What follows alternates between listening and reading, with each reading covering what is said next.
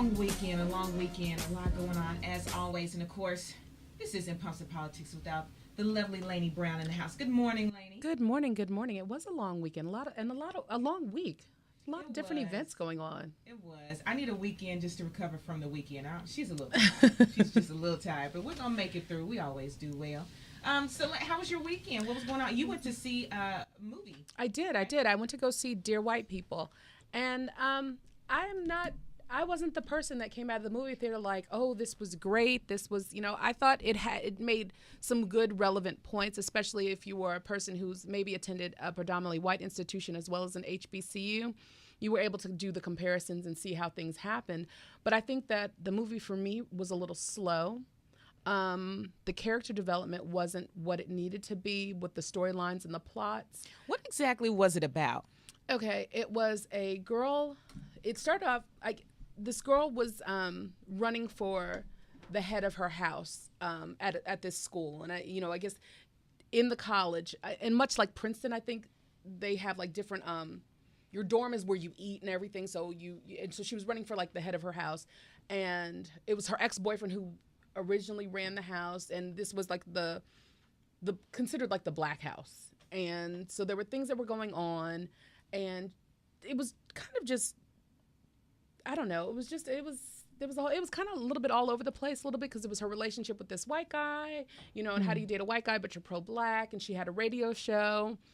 One of the things that was quite interesting to me though, it was very, you could see where the director, and I don't know if he did it on purpose or if it's just because this is how we all grew up watching Spike Lee movies, but there were definitely Spike Lee-esque tones to the movie, like the jazz playing in the background, kind of like that hazy shot. Now, he didn't take it as far as, how Spike always gets on that little train and it's all like he's walking with the yes, walking the with signature character. Spike Lee moves. Right, yeah. He didn't go that far, but it was definitely, some of the visuals you could say, okay, you came from the Spike Lee school of, of cinematography. It wasn't a bad movie. It had its funny moments and it had its poignant moments. And it touched on a lot of different things. It touched on one of the girls, brown-skinned girl, who had issues with her own color and really had issues with being black, always wanted to be able to fit in with the white. Her parents had named her like Colanandria or something, but she went by Coco. Goodness. She had her straight hair and she kept talking about, her weave, and it was perfect. And she always tried to look perfect, but there was, so there was different, aspects and tones. I mean, I would recommend that people see it and form your own opinion. Okay. Well, speaking of form your own opinion, again, let's go ahead and jump into some of these big headlines. First and foremost, just a reminder that this is the last week of early voting. Everybody here. Thursday's the last day, isn't it? Yes, October 30th, yeah. is the last day. And again, just a reminder, you can go to the Howard School, Howard office building. You can also go to any of the satellite locations. And I'm going to read them off. Yes, it's a little bit of a list, but I want to make sure you know where to go. From 8 to 5:30, you can go to the Belmead City Hall, the Bellevue Community Center, Bordeaux Library, Casa Asafran Community Center, Crossings Event Center, Edmondson Pike Library, Goodlettsville City Hall, Green Hills Library, Hermitage, and Madison Library. So again, make sure you go out and vote. And it doesn't matter what area of town you live in. You can vote at any of those locations, but you have to make sure that you have your driver's license, and your driver's license has to have the correct address where you reside. So if you live, say, in East Nashville, but you work in South Nashville, if there's a site over there, just stop on by and vote. You can go vote at Casa Asafran.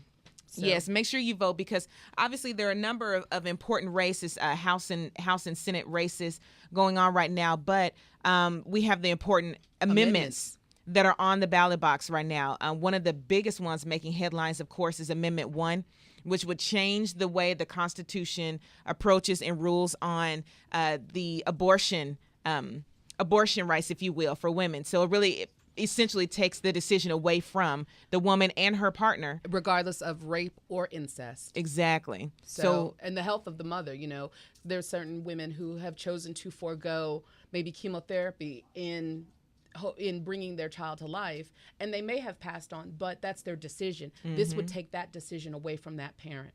And just, regardless which way you vote on it, there's one woman in particular, Pastor Judy Cummings, who is a well-known pastor here in the area.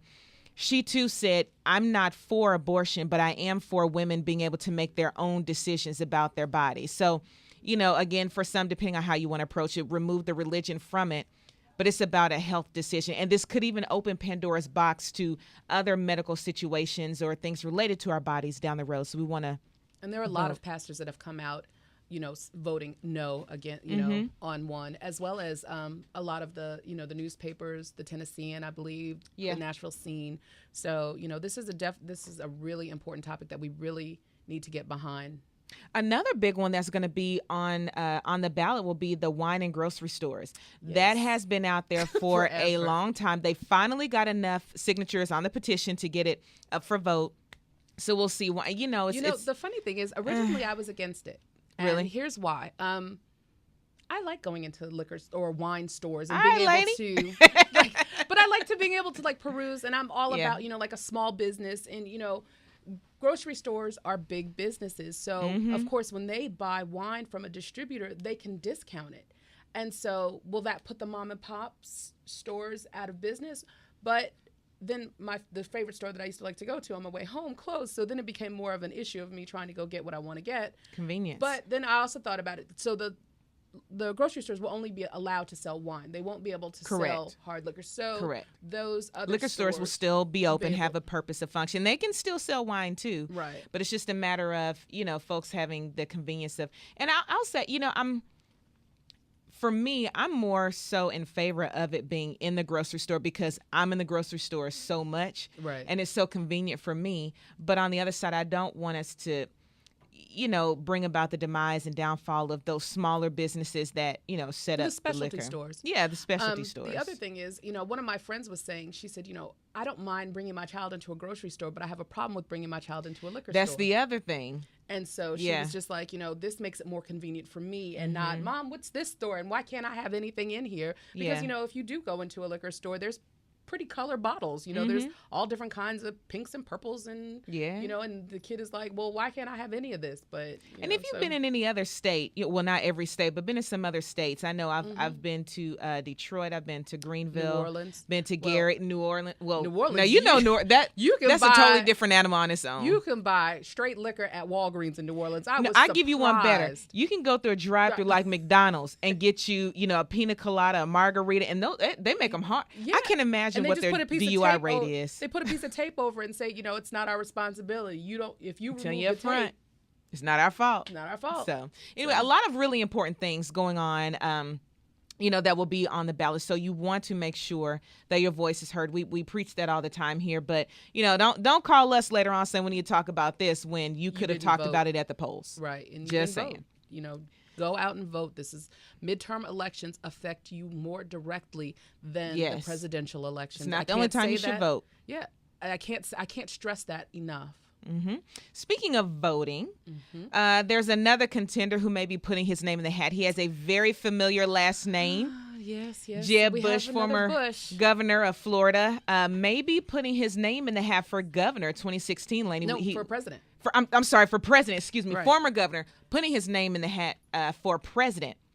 American, U.S., United States president, not president of the 54th or whatever. The thing is, he hasn't actually come out and said it. It's his son, whose son was interviewed, George P. Bush. They all have different middle names. It's George W., George H., George P. So George P. Bush, who is Jeb's son, has come out and said that, his father will more than likely.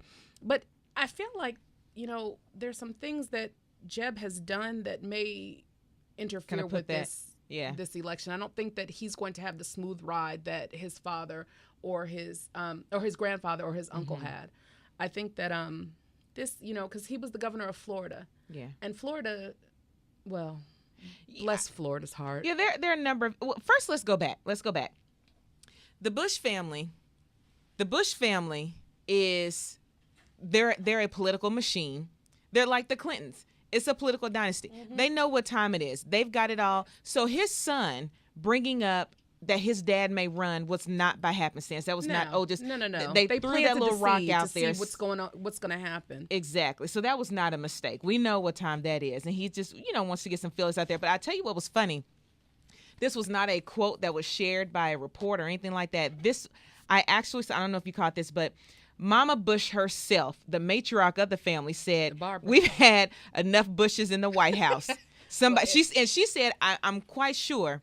This is almost verbatim what she said. I'm quite sure that somebody else. No, she said there are some more capable or something like that people out there.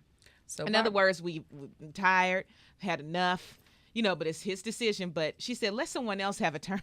So Barbara says she's not with The it. matriarch has spoken. To me, it's, but of course, Daddy Bush, the patriarch, is like, let's get another one in there. Florida was that state that we had to go through all the hanging chads, and Jeb Bush was the governor when we had to, when they had to actually count all the individual votes to find out if it was actually punched through, because they had an antiquated system of voting. You actually had a card that you had to use a little needle to poke through, and if you didn't poke through all the way, the little flap didn't come. So I'm sure all of this stuff will come up if he decides to run. Not to mention, Trayvon Martin. Just Florida. Right, Florida is not that state right now. It's not that popular state. It really is a lot of things. But then you also have to consider how this may play into favor his way or not. He already obviously has the Bush name, which people are kind of divided on the line in terms of if you're a Bush, friends of the Bush family or not. But also, what may come into play is that he's married to a Hispanic woman.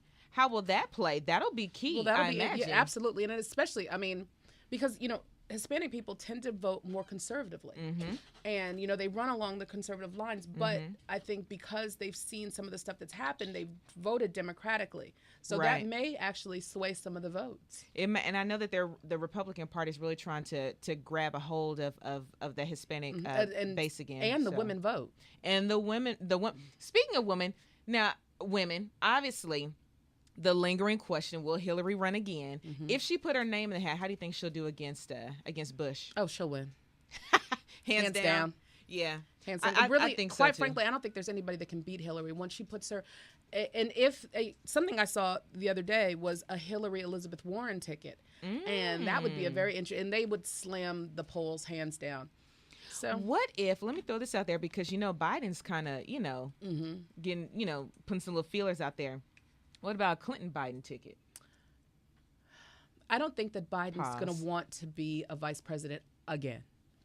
I think that he feels like he's done the time being a vice president for 2 terms. I think he kind of wants to shine on his own. He has that big, robust personality. And so he's either going to try to run against Hillary or nothing at all.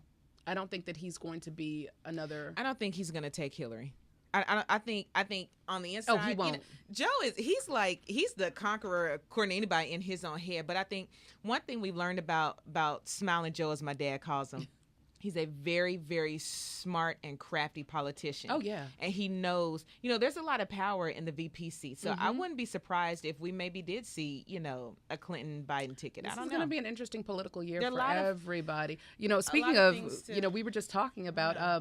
The rumors going around that there are a lot of people that want Michelle Obama to run for state Senate seat in California. So, this is, she's got the chops. She's got the chops, the respect, the credentials. She polls higher than her husband right now. So, yeah.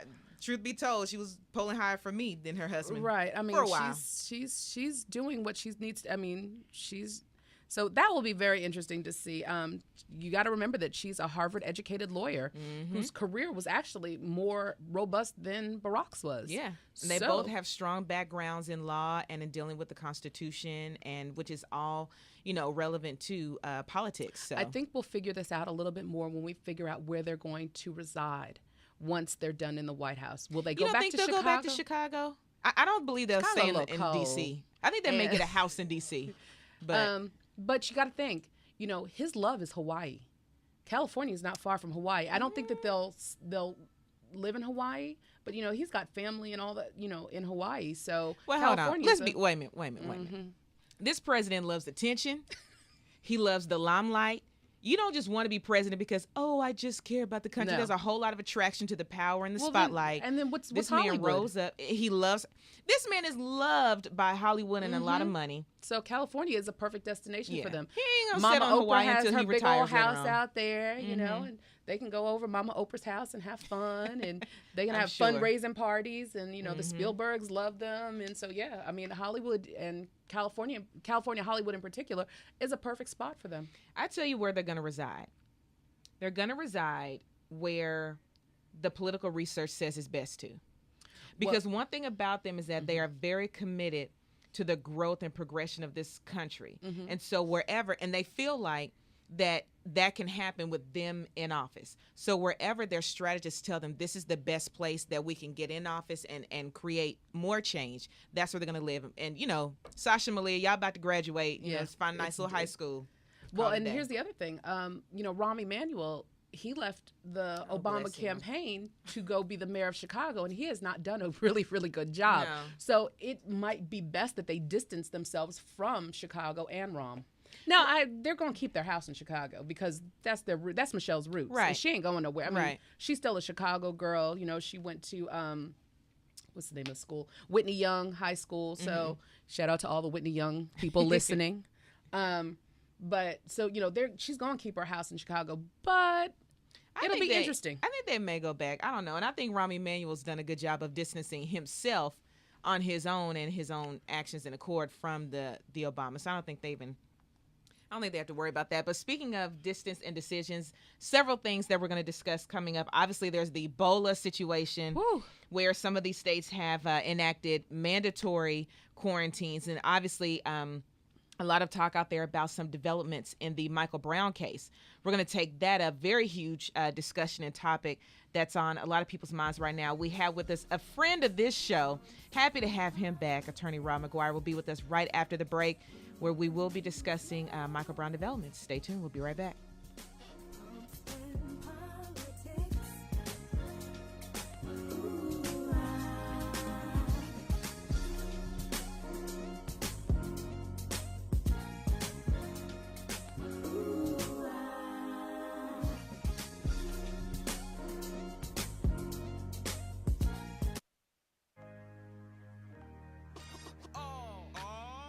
Together now, we can make it better now. Come on, can we do it?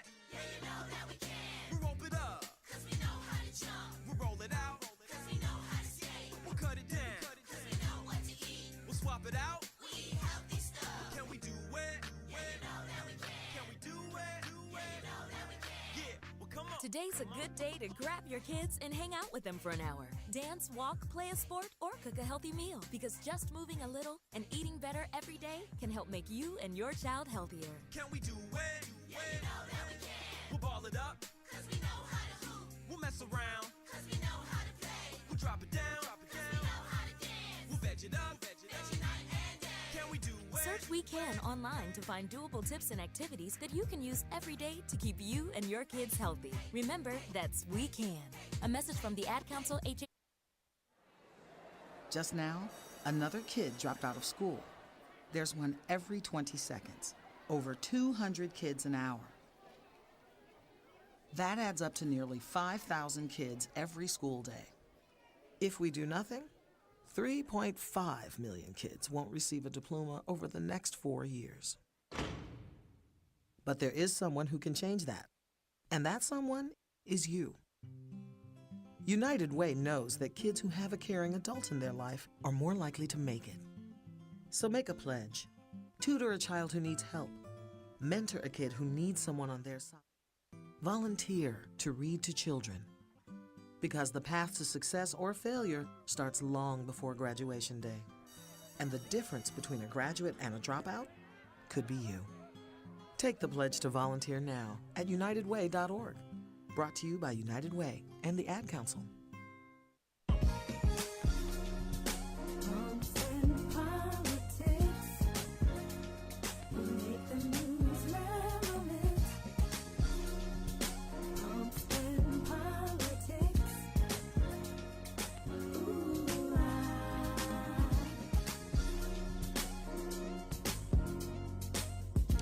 New developments in the Michael Brown case that could shift the way a lot of things fall out. Obviously, this happened a few months ago. Michael Brown, an unarmed black teenager, 18 years old, was approached by Officer Darren Wilson, was told, he and a friend were told to get out of the street.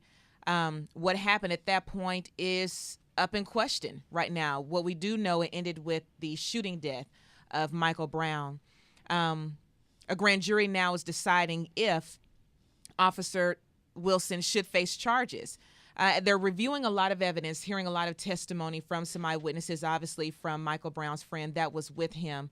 They're taking a lot of things into consideration because initially, according to the law, Lainey, Officer Wilson, like, any officer, has the right, according to law, to shoot in order to protect if they feel the threat. Right. But because of some questions that have come up, was he legally correct in shooting him? Right. Was his life actually threatened? So, again, a lot of developments have come out. One of those is that the autopsy now is reportedly showing that he was shot at close range, which kind of throws a wrench in a few theories. Right. So, yeah, it's getting. It would be nice when everything comes out and not the little bits and pieces, because I think when things come out in bits and pieces, that riles up people and gets people. There's a lot of misinformation, I think, that's being fed to keep up, I don't know, appearances or what have you. So. And stirs up a lot of new theories. But one of the questions is, how will this new evidence, how will some of these leaks that are coming about from this, secret source from the Attorney General's office shape and shift the way the grand jury decides? To help us kind of put some of these pieces together, we have with us Attorney Rob McGuire, who you all have heard from him before. He's joining us. We're so happy to have you back, Rob. Good morning. Good morning. I'm glad to be here. Thank you for inviting me. Yes. Now, we're not going to get to scandal just yet, so hold on. We're That's going to good, get to because that I'm in a not minute. totally caught up yet. So What? I know. Well, I've been starting my own law firm, so I haven't had the time. But I'm about 2 no. episodes behind, okay? I don't know about this. I don't know how I feel about that. I'm feeling some kind of way.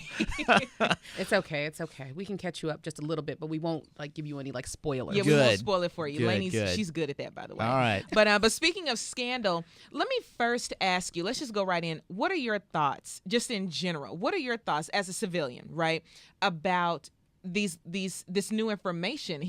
Sounds like he was shot at close range instead of at a distance, like what we heard before. Now And then they're saying leaking that there's his the blood blood. was found in the car right. and on Officer Wilson. Right. And all that is critical because I think all of us are hungry for hard facts, right? All of us want to know what happened. And if Officer Wilson shot Mr. Brown and essentially murdered him, then he should be held accountable for that. If he was acting in self-defense, then he shouldn't. I think everybody on all sides of the issue want justice, and they want to know what happened. So the forensics that was done in the car, that it lifted Michael Brown's blood from Officer Wilson's uniform inside the vehicle and the weapon, is important to understanding what happened, because that kind of evidence is only going to be deposited if the shooting was at extraordinarily close range. And Officer Wilson, I guess, had testified to the grand jury that Michael Brown was actually in his car, which is inconsistent with what Dorian Johnson, had said, that Michael Brown was out of the car and basically was shot in the street. So, these sort of hard facts are going to be important in determining what actually happened. One of the things, though, besides the Dorian Johnson, there was I don't know if you all saw the video of the construction workers, and somebody was taking a video of these construction workers who were actually watching it as it went on, and he was just like, he's shooting him. And so it was like the construction workers could see Mike Brown, because even in the video he says he has his hands up.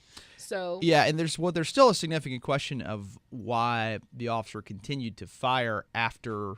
You only act in self-defense until the threat is abated or the threat goes away. And then the autopsy shows that there were multiple gunshot wounds to Michael Brown. And so this isn't the evidence that's going to necessarily decide what happened. It's just important in filling out that picture. So from a legal perspective, okay, now let's play on both sides. If you are representing the Michael Brown family, Mm-hmm. What strategy would you be working on? What approach would you be working on now that this evidence has come out? Because it kind of would throw a little wrench or a hole in your theory and your approach, right? Right. Well, it goes back to sort of the point that I just made, which is, okay, if there was a perceived threat, why did the officer continue to shoot if he felt like the threat? I mean, by all accounts, not by all accounts, but by his account, he's in the vehicle. And Michael Brown comes in the vehicle, and then he shoots him. Why doesn't he drive away? Why doesn't he roll the window, call for backup? I mean, why does he get out of his car and continue to fire? Or at least that's a significant question. The other piece of it is why what happened at the vehicle. If Michael Brown's just up at the vehicle talking to the police officer, and then things get heated and he's shot, in close range to the window, that could still explain all the forensic evidence, and still be against the law for the officer to have done it. So I think that if I'm representing Michael Brown's family, I'm still asking the same questions that I was asking, unfortunately, several months ago, which is what happened and what was this officer doing? And why? Exactly. What preceded? Exactly. What was Michael Brown doing? Because we all know that it had nothing to do with the grocery store robbery. Right. That's pretty clear that the officer had no idea that was even an issue. And so what? And they went on record saying that it the had chief of nothing to police do. was like, they're separate. And even if as a human being, if someone is going, if Officer Wilson pulls out his gun and he's going to shoot, and Mike, because they said there is a gunshot to his hand, he puts up his hands and he's right there at the car. That's splatter right there. That's Right, it could be. I mean, the difficult thing, and I've done this, as prosecutor for 13 years. Wounds that occur at autopsy, and any competent forensic pathologist will tell you it's difficult to explain how things happen, because it's exactly right. It could be that he had his hands up and that's how he got the wound to his hand. It could be that his hand was so close to the gun because he was trying to grab it away from the officer that he got that wound. I mean, it's difficult to tell just based on wound paths as to how things happen. Sometimes you can, sometimes you can't. There are some leaks that are coming out of the Attorney General's office that are leaning towards supporting Wilson's story. Right. So let me ask you, and you've kind of spoken to it, like there are, and we even saw it in the Trayvon Martin case, not necessarily to compare the two, but when looking at, they both had the same bag of evidence, but it was a matter of the spin you put on it, if you will. This information that's coming out now, is this a done deal, do you think, in terms of Officer Wilson getting off? Because there seems to be a lot of support or a lot of information that undergirds his story. Right.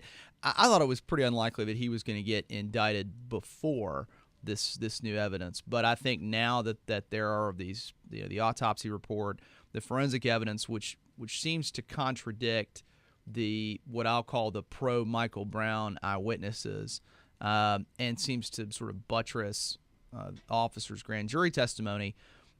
I think it's going to be very difficult for the grand jury to find an offense that they can indict this officer on. And I think that it is very unlikely that he'll ever be charged with a crime.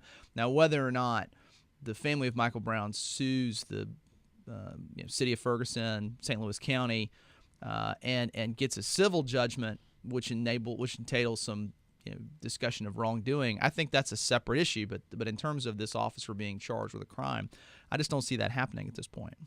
Really? And I think there are a lot of reasons for that. I mean, I think that there are good reasons and bad reasons. I mean, I think there is some evidence that would tend to support his side. I think the bad reasons are, a white police officer killing a black teenager.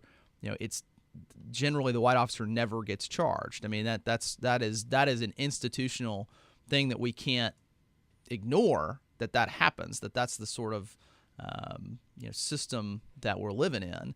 But I think that it's the whole instance brought a great attention to this issue of police violence against citizens and our response to it, and what's appropriate and what's not. So on the other side of it, if you are representing Officer Wilson, are you in your office right now, having a celebratory drink, or are you still a little nervous? What are you doing right now? No, I think anytime that you're representing someone who's under investigation, you're not celebrating until the investigating agencies say they're not going to press charges, because remember, there's a U.S. Justice Department inquiry as well. So even if the local grand jury doesn't charge Officer Wilson with a crime related to the shooting, the Justice Department could still charge him with a civil rights violation in federal court. So, he could still get, charged with something that doesn't necessarily have to do with the fact that he shot and killed Michael Brown, but that he acted inappropriately under the color of his official office. It still carries jail time, and he could still end up going to federal prison over it. So if I was representing this officer, it would only be when the St. Louis district attorney, St. Louis grand jury, the U.S. Attorney's Office for the District of Missouri, when they all say we're not going to press charges, I think that's when you know that it's done from that perspective, but not until then, for sure. Would this be a time when you start having your own, because I know the family did their own, hired their own medical examiner to do an autopsy. Would you or could you, because I've heard of it being done with autopsies, but can you do your own private investigation into the evidence as well? Is that something that you've done or have heard of? I think you can. The difficult piece of that is the official investigators get all the evidence first. And so a lot of times they will keep it until their investigation is concluded. So if you were going to come behind it with a private investigation, you wouldn't necessarily have all the the shell casings and the diagrams and the photographs and the access to the witness statements that the official investigation would have until it's closed. Now, some things we've seen is, for example, like in a missing persons investigation, when the police department closes it, a private investigator would then have access to some of those materials as a public record, and that's where that might come into play. But I think ultimately, especially with the Justice Department being involved, you're going to get all the evidence that's available. Whether or not you individually decide that would have been enough to prosecute, I think, is a different story. But I do think it'll be something where you get whether it's volumes of reports or whatever, you'll get all the facts. It just may not be right away. How do they? One of the things that's interesting, though, how do you stem the uprisings, the violence, if this does not go the way that a lot of people would like the verdict to go? And is there such thing as a nullification in a grand jury indictment? Can they?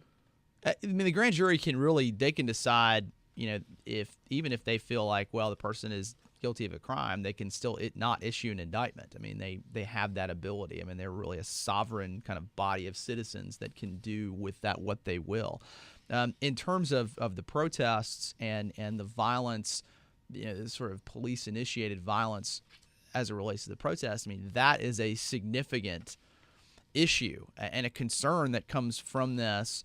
That's really, in my opinion, the kind of legacy of Michael Brown is you have these huge uprisings and this disproportionate and terrible police response. I mean, just by anybody's account, it's been just sort of botched.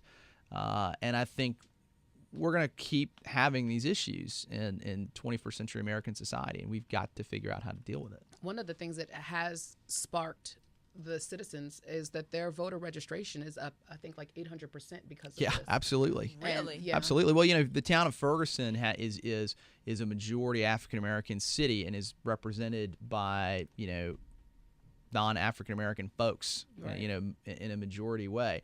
Not that those people can't take into account the issues facing African Americans, but I do think it is different in terms of understanding and concerns.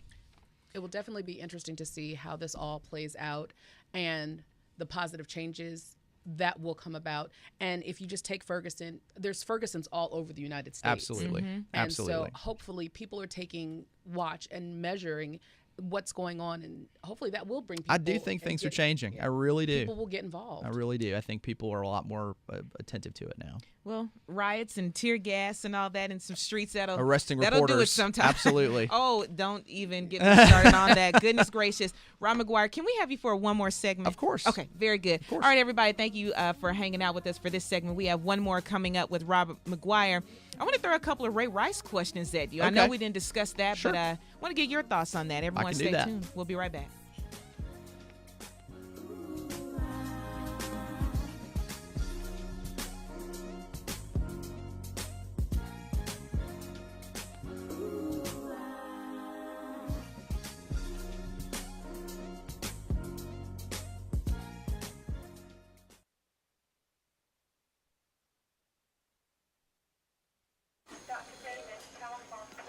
Nurse, I need you to apply pressure to the head wound until I can get to it. I'm concerned she's lost too much blood. Oh, no.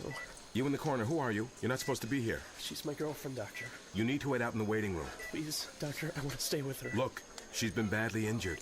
So if you want to do what's best for her, you need to let us do our work. Please, doctor, she has to be okay. I didn't mean to do this. I love her. Wait a second. You were the driver? Yes, but I didn't mean to. I swear, we went to dinner. I was just buzzed. I only had a few drinks. Just buzzed.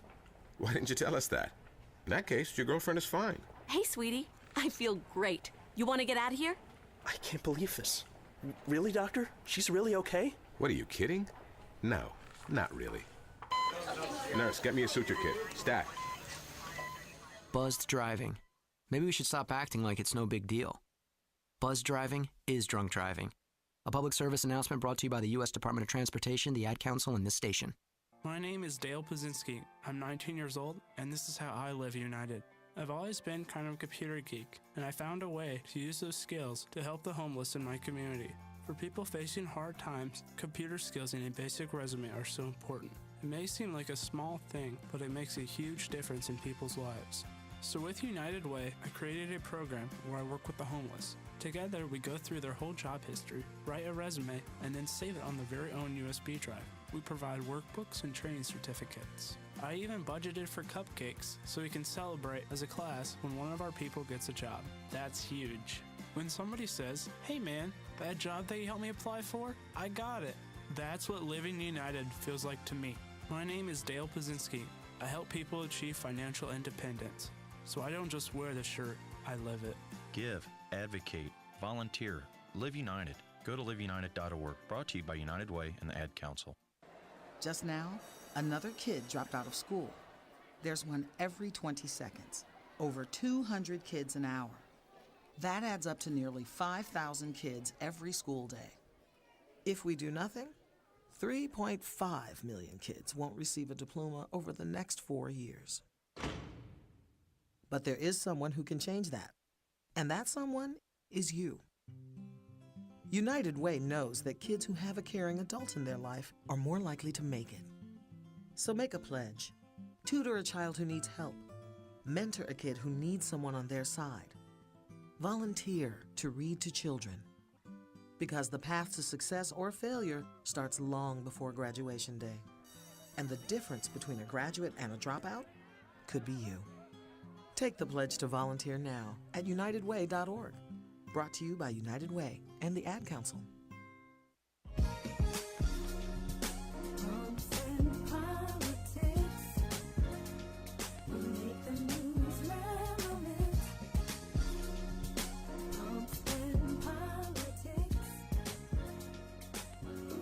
You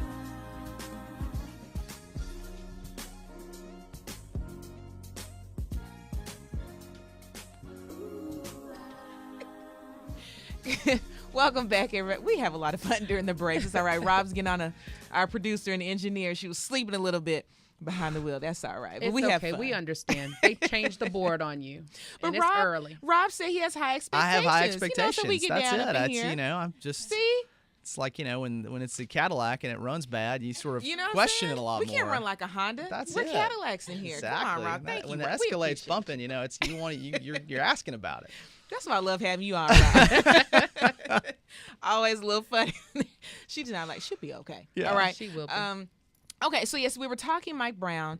So I'm really, really interested to see how this is going to pan out. I'm nervous to see how the community is going to respond because they want some heads on some spikes. Sure. Regardless. So we'll keep our ears and eyes tuned to that.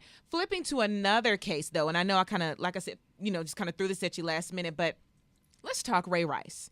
Let me just first ask you, because I was telling you during the break, when they gave him the extra sentence, if you will, the extra consequence, and just booted him out of the league. Then you have all these other players who came up, alleged abuse charges against them. And then even, oh goodness, his last name leaves me, the one who is believed to have abused his child. Adrian Peterson. Oh, Adrian Peterson. right. Yes, I was going to say Patterson, but I knew that wasn't it. Peterson. And they have certain consequences laid out, but they're not following any of that. So, and I looked at my husband, I said, Ray Rice, he can sue right now. I mean, I don't know if that would be a good look for him, being your wife on tape and then coming back to sue. But does he have a case here, do you think? I mean, I think he could make a case that the NFL then, changed their policy or changed their punishment after a development that they say they were unaware of. I think for him, the reason he's not pursuing that is I think he wants to play in the NFL again, and he realizes if he sees the NFL, that's going to make it a lot more complicated. I mean, he's going to try to do what Michael Vick, I think, did, and sort of serve his punishment and kind of let things settle and then try to catch on with another team. And if he sues the NFL, and that's probably going to be a lot more lucrative than a lawsuit, quite frankly. I mean, he can sign a contract and make $5-6 million a year when that's he doesn't have too much more What's in a going to lawsuit. be interesting is to see what team picks him up.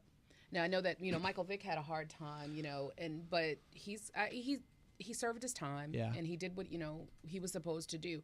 I think that domestic violence is a different animal.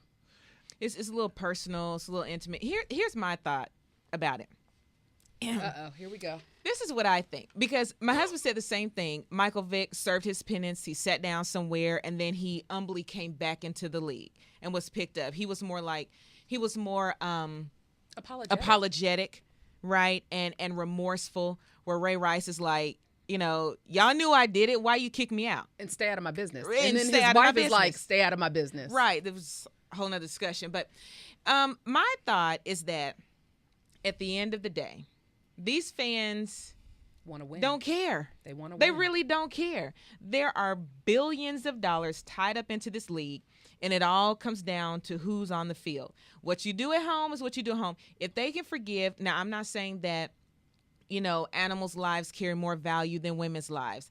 But we know some folks love some pets and some dogs and all that good stuff. The funny thing is that they haven't really there's still a faction of people who are Michael Vick haters. I mean, he has a lot of people who still protest the fact that he is playing. So, and you know where they protest? Right outside the gates of the arena that he plays in. They don't, but they're still playing. He was still. I don't know if he's starting again. The season. He played Sunday. He's with the Jets now. He's still on the field. He's still collecting his check. It's not like personally the Jets are doing anything though. Right. No, the Jets are 1-7. Pretty bad, but still, he's still catching the that man check. has a job. Right. He's not like other folks like Vince Young and whatnot, who was his backup recently. Who's looking for his backup now. Right.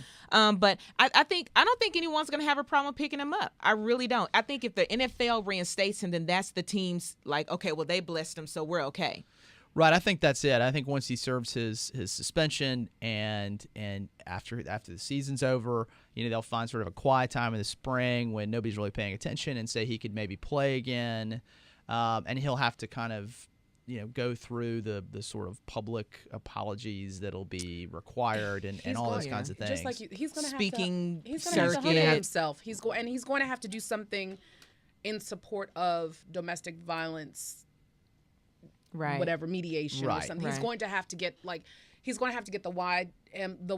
YWCA behind him or something like that. Something that he can say, what, this was a problem. I have gone to counseling. Now I realize the error of my ways. He's got to make a public mea culpa. And the truth is, he has a real opportunity to speak to other men who will potentially, understand what he's talking about. That if he is really truthful in his discussion of why this happened and how this happened and what led him to think this was appropriate activity.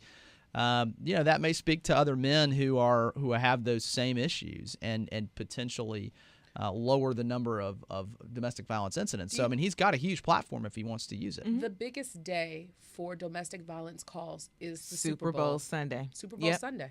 Right. I'm calling it right now, October 27th. Everybody in this room, mark my words. Iyanla Fix My Life show.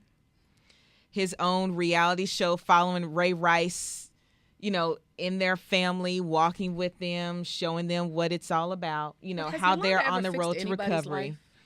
I'm just saying. Has she ever fixed anybody's life? She has fixed the lives of some viewers, though, because everybody who watches it, you walk away with some nuggets on there. And then he's going to do an exclusive interview with Oprah. Yeah, I agree. He's got to go with Oprah. Mark my words. I said it today. Yeah. He has to. He could have has done to. Barbara Walters, but she's done. So Right. he's got to do Oprah. Yeah. That's a whole different. See, that's a different kind of interview. You know what I mean? That's like a stick it to you, go into the facts. You did this, blah blah blah. But Oprah's more, come on into my living room, baby, talk to me. You know, that kind of talk where you Right. can like be yourself and be Well, I mean, safe. She'll ask same some way she hard did with, like- questions, though. Oh, yeah, You she know? will. So I think he'll. And she was an abuse victim herself. Right. Not, She'll you know, hit him in the so gut. Yeah. she will. But that's the kind of gut check that he needs if he's going to Yeah. come back. You know? Yeah. The other key thing I think is going to be his wife has to.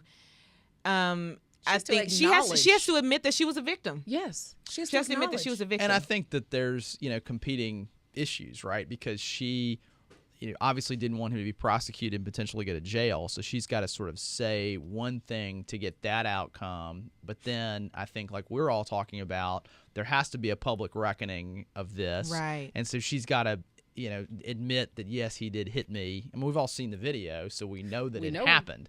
And I think that is how that plays out will determine whether or not he'll be able to get his job back in the NFL.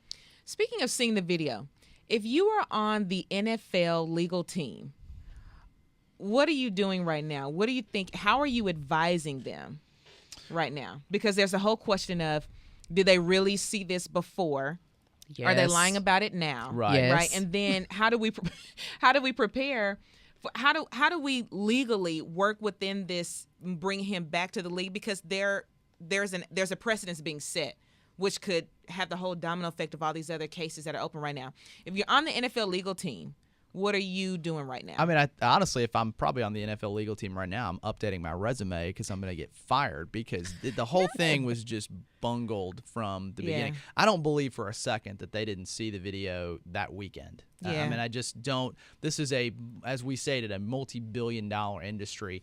They have connections all over the world that they couldn't get this video, right as it happened. And I think they just hoped that nobody was going to find it, and it was all going to kind of go away, and it was all going to go by the boards, and that didn't happen. And now they're playing reaction to it, and which is why I think they felt like they had to suspend Ray Rice because they had to show some kind of strength.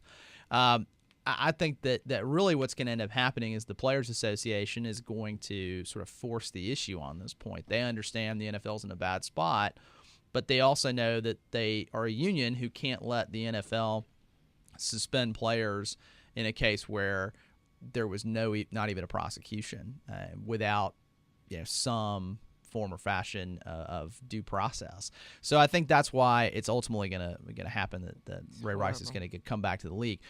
But it's legally they could not have done a worse job in terms of figuring out what happened and addressing it. Like I said, I really think that Steve Biscotti, who's the owner of the Ravens, is very close to Roger Goodell, and he just said, "I really need you to help me on this." Yeah. And Goodell did. Because I mean, they had to do something that the second video wave, because if they didn't, then that would be proving that, well, we saw it beforehand, this is what we thought. But it's like, oh, hey, we didn't see that. We've got to do something more. Correct. Right. You can't tell me that they didn't see it and TMZ had it. I mean, it. Come on. And then how do you get part of the video but not the entire rest of the video? Right. I'm not convinced. Did anybody not say, isn't there some more? I mean, Where's the the rest of the Right. video? The NFL Right. usually hires former FBI agents as security personnel, and they're very talented investigators. So you can't tell me that a former FBI agent who spent 25 years as an FBI agent can't investigate a domestic violence misdemeanor. Like, no one thought that there better would than be TMZ. Right. And I'm not a TMZ fan, by the way. I'm not either, but they do their due diligence. Yeah. They did. I mean, they get it out. That's yeah, right. So that's right. Whatever. But, yeah, no, they're so not. we will. We'll see how this is gonna play out. I'm not sure. I'm keeping my ears and eyes open on that too. I believe that Ray Rice will be reinstated. I believe that he's probably already in some secret talks with some teams, and there's a bid war already going on, a private black market bid going on for him right now. I watch when he is reinstated, he'll be signed probably within 24 hours. Well, we will know. It will be announced that he's already been signed within 24 hours. Just mark my words. Harriet Damas is my name. Very interesting. Yes. So, but we're talking about a lot of headlines. Of course, there's a lot more news going on. Of course, joining us as she does every week, the lovely Chantel Copeland, our news correspondent with all the headlines. Chantel, what's going on? Good morning, ladies, and good morning to all of you listening in to this week's Pumps and Politics. I'm Chantel Copeland, coming with the latest news that's happening around you. First up, the federal government will recognize same-sex marriages in 6 states starting immediately. The following states: Alaska, Arizona, Idaho, North Carolina, West Virginia, and Wyoming can not only begin getting married, but will be able to receive an array of federal benefits, such as Social Security benefits for widowers or the ability to file an income tax joint tax return. And in the developing story, Metro Police are investigating a body pulled out of the Cumberland River in West Nashville on Sunday afternoon. Officials say they're still trying to identify the person and how he ended up in the water. In another development, 14-year-old Gia Sariano is now the second victim to die from injuries sustained during Friday's school shooting in the Seattle area. The victim was one of 4 who were injured in the shooting, which took place in the cafeteria of Marysville Pilchuck High School. The first student to die from the shooting was also a female who hasn't been identified. On another note, new disturbing details keep unfolding in the case of 33-year-old David Richard Wilson, who is charged with sexually assaulting and infecting his 23-month-old niece and a 14-year-old girl who is also pregnant with HIV, herpes, and chlamydia. The registered sex offender has now told detectives of the Houston Police Department that he's had sex with numerous other people. Anyone who has information on Wilson's contacts is asked to come forward. And for news that surrounds sports, Tennessee Titans running back Sean Green is due in court on November 13th for multiple charges after police say he fled a parking enforcement officer on the public square in Franklin. Authorities say Green showed no regard for the parking enforcement officer's safety as he recklessly evaded over what would have been just a simple parking citation.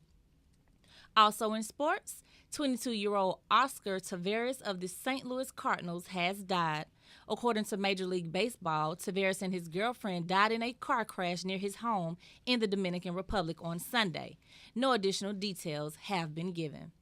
And now for a look at weather. Today consists of mostly sunny skies with a near record high of 84 degrees. Tonight will be partly cloudy with a low of 62.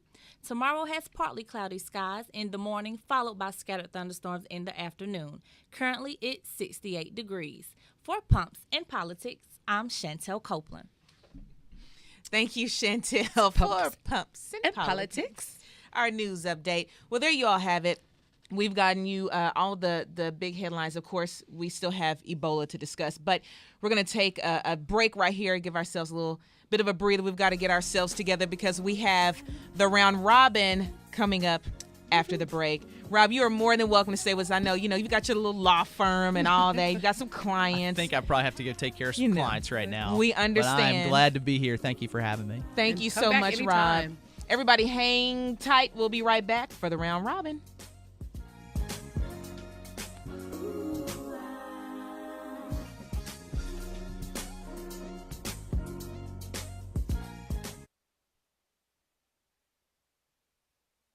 It's Thursday night, and you're grabbing drinks with some friends. Started off with a pitcher for the table, which quickly becomes 2. There's pool. And there's the photo booth. All right, everybody squeeze in. Say cheese! Followed naturally by an order of wings. And another. Can we get some extra ranch sauce? Then there's the ceremonial nightcap. So what are we doing this weekend? And lastly, it's back to the car, which, if you're buzzed,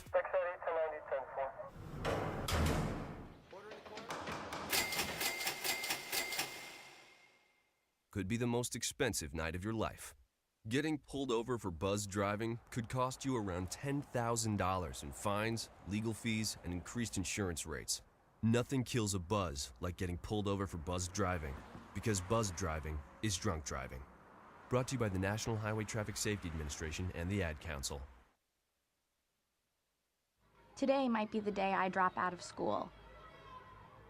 Today could be the last day I try. My parents alone can't stop me. My friends can't even stop me. But you might be able to.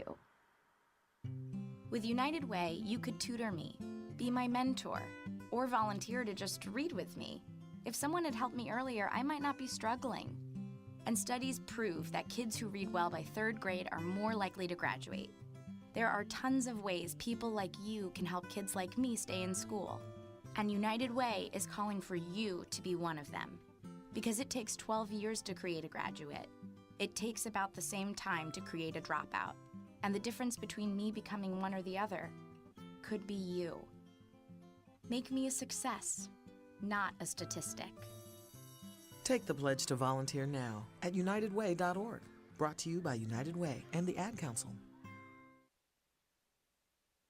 Take an ordinary putty knife and scrape off the old wax ring. Place the new wax ring over the flange, then line up the bolts with the bowl and gently set in place, making sure a proper seal is created with the flange and drain. Next. Dad? Yeah, sweetie.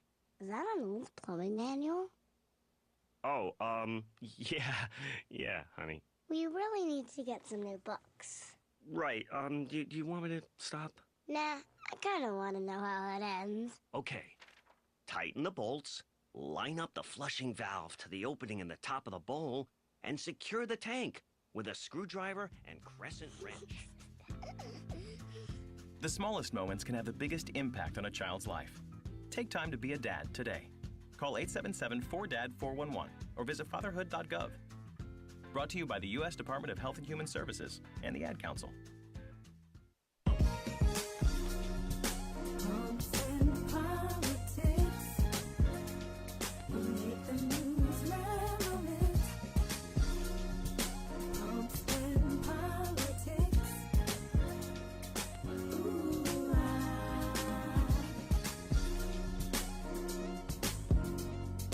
Welcome back to Pumps and Politics. And for our final segment here, of course, we're taking it round robin. I think one of our favorite segments on the show, if we ever can make it all the way around through our topics. But a couple of things, some a little bit harder topics, a few headlines we want to hit up. In Tennessee, Governor Haslam was behind some legislation that said Tennessee promises to help you get your education. As a result, you can, graduating high school seniors in Tennessee can apply to go to a community college for 2 years for free. And at last check, more than 35,000 high school seniors across the state have applied. The deadline to apply for Tennessee Promise is this Saturday. So if you still want to get your name in there, the deadline to apply is this Saturday. That does not mean that every student will be accepted into the program, but one of the things— It's a great opportunity. Absolutely. One of the things that we'll be discussing, Lainey, in our future show is how will the regular four-year colleges deal with Tennessee Promise, because that means you're going to have some lower numbers. Right, and right? lower numbers, and that means less funding. Exactly. It's all tied in. So we'll be taking that up. Also, Metro Schools is hiring 100 teachers. Really? Yes. Well, included in the 100 that they're hiring will be 10 principals. So we'll see where those principals and teachers will be assigned. So if you're interested in that, get your name in there. Also in Washington, we're following the developments of the shooting where the high school student went through school, went on a shooting rampage. I believe there were 5 people that he shot, that were shot, including himself. So that brings, there's a 14-year-old who died overnight. So that brings the death toll to 3 in that shooting. The interesting thing was including that, the shooter. You know, most of these school shootings that we've seen, they've been kids who were bullied and not popular. This child was a popular student. He was he was the homecoming prince. That's what they called him, because I think he was the freshman homecoming prince. He was Native American, which is also very interesting. His family's very avid hunters. Once I heard the name, I went on and I looked at his Facebook page because it's wide open. Yeah. And there are lots of pictures of him with guns. Well, not so many with the guns, but a lot with like the animals that he's shot and stuff. So he was very comfortable. He grew up around a house that knew about guns and had proper training with guns. What I'm thinking is, they said that he had sent his family a text message talking about when I'm gone. And they just thought it was, whatever, teenagers talk crazy. But there must have been some type of mental issues there that, something triggered something, because was this isn't a classic case of a bullied child coming back to seek revenge. Right, and two. Right, and his cousins.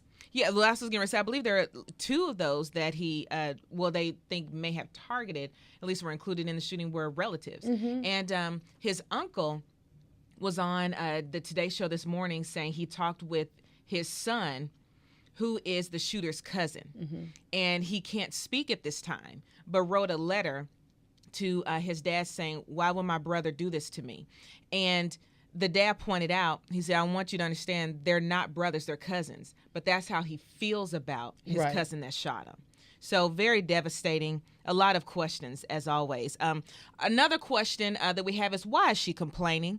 Miss, negative Ebola, right? Here's Came the thing. back in quarantine, is complaining. You have been working. We've seen a lot of people come in, and it's a commendable job that people in the medical field actually leave the comfort of their home in the United States to go to another country to serve and help and try to eradicate the Ebola crisis in Africa. But we've also seen several people come back who have been infected with Ebola. You know, a 21-day quarantine to make sure that you don't infect anybody else, I don't think is a whole lot to ask. Yeah, that's a paid vacation. I wish I would be What? quarantined right now. Just give me my laptop. You can And order that the means food you want to eat. I can order. So you mean to tell me I can be isolated somewhere with my laptop, because they have it set up. You can Skype, Facebook, and all that, where nobody can bother me? Quiet time. I pray for that. I wish a laptop. No interruption. The only thing is I have a needle phobia. I wouldn't want all that blood drawn. But I will trade that for some peace, quiet, and solitude. You know, she's just coming back from this, from a hard time working, with Ebola and Ebola patients. You would think that this would be a great time for her to download, decompress, just chill out, get your Zen on, do a little bit of yoga, and then. Again, if we just let her loose, then everybody will be complaining, because that's what has been going on. We Correct. haven't had these measures in place. And speaking of which, New York, New Jersey, and Chris Christie is catching a lot of heat for this, and Illinois have now enacted mandatory quarantines for those that are returning from those Ebola-stricken areas. Mm-hmm. We have to do something, people. What do you want to do? I don't know. So Yeah, we're there was a following 5-year-old child also in New York that they're following right now who's been just arrived back from Guinea, and he has 103 fever. So they're testing him currently right now for Ebola. And they have his family under quarantine. The CDC said there are, I believe, about 10,400 something plus Ebola patients worldwide. Almost 5,000 of them have died. So definitely something to be serious about. The doctor who's living in Harlem, Yeah. his condition has actually gotten worse. He's gone from where he was to a more critical condition, Mhm. and they said now it's affecting his, his gastroenteric area, stomach, Mhm. and whatever. And that's always the hard part: diarrhea, throwing up, being Yeah. able to maintain your fluid levels. Yeah. Because apparently you don't die from Ebola, you die from dysentery, which is chronic diarrhea. They worse. I did read somewhere they said that it is common with Ebola patients to get worse before getting better. Mhm. But I haven't heard them speak this seriously about any of the others. And when So we're Thomas just- Duncan got sick, they were saying he was getting better, and then the next day they were like, "No, he's dead." And I was like, "Wait, Yeah, y'all just said that right. he was doing okay. He was on dialysis, and now y'all done just killed the man off." Speaking of doing okay, I don't have time for these people. They're trying to say that President and First Lady Obama are about to get a divorce because Girl, bye. They not because supposedly they are in separate relationships outside of their marriage. Really, and TMZ hasn't picked this up. We say if TMZ didn't say it, then it's not but true. that's the word on the street. Can we talk about Halloween? It's Friday, and can we talk Yeah. about appropriate and inappropriate Come on, costumes? lady. Go ahead. Appropriate costume. If you want to dress up like Jay-Z and Beyonce, that's fine. Dress up like Jay-Z and Beyonce. You do not need to put on blackface to be Jay-Z and Beyonce. Put on the costume. We get it. Throw on a And New you don't York, need to put on a Beyonce leotard either, unless you can throw on a wear it. Go fitted, ahead. New York fitted. Let's also talk about these people who are dressing up their child as Ray Rice, walking around with a little African-American baby doll, dragging it down. This little 5-year-old child. Disgusting. Yeah. As well as there was a couple who actually, now the little child they did not put in blackface. First of all, you do not glorify domestic violence. Period. That's the end. The other one was the couple that actually had blackface, and the mother took it so much to put on. She had a black eye. She painted a black eye, and they were Ray Rice and Janae. And then their son took a picture and put it up on his Instagram. It got so bad on his Instagram that he took the picture down, then he had to cancel his whole account. Wow. When is the proper time to do blackface? Don't we? Never. Don't we deal with this every Halloween though? Every Halloween. Every Halloween. Last year it was Trayvon Martin, people walking around, with a gun or whatever, Trayvon Martin.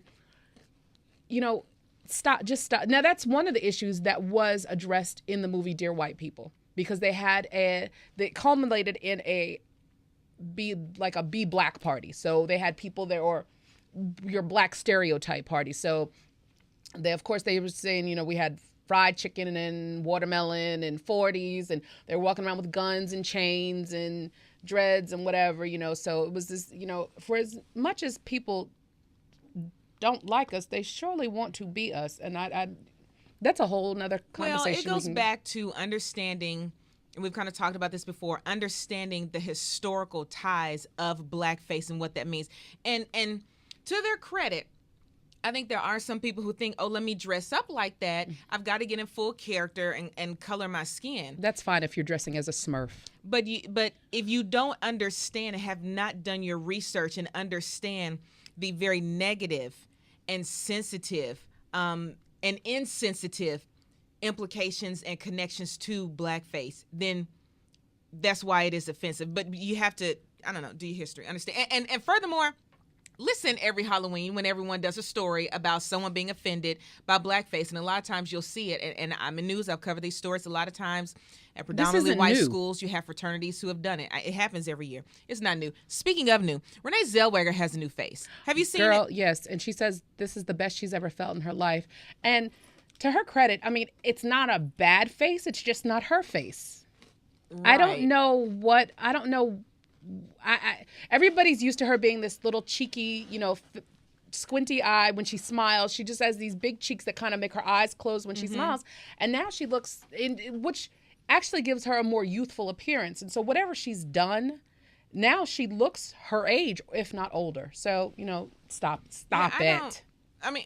Surely that's got to affect her brand, because in Hollywood, it's all about your looks and your age and then your talent. And you built this brand. It's kind of like Starbucks out of nowhere changing their logo and the taste of their coffee. It's like that's what you were. Remember when they did Coke and New Coke did not work. Didn't work. New Face is not working. Or like Gap, when they try to change the logo, they're like, what is this? No, go back. No, thanks. So yeah. I hope that does not happen to her. We wish her luck. She obviously is by no means coffee or, a clothing line, but a brand's still the same. So we wish her luck with that. And hey, if she's happy, and she says she is. We'll find out in about a year when she comes out with something else and saying that she really wasn't happy and this was the roughest time of her life and this just beat her down some more. She'll be on Mama Oprah. Fix my life. All right. Well, speaking of fix your life, everybody, please remember to go out and vote.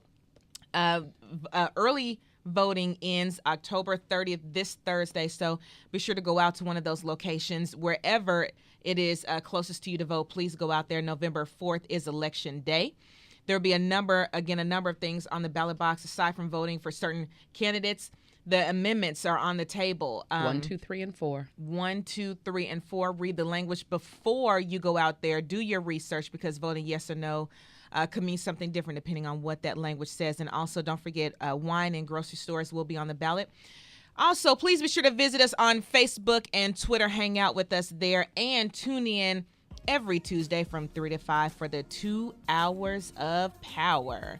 Everybody, thank you so much for tuning in. We're happy to have you here every Monday. Have a great week. See you next week.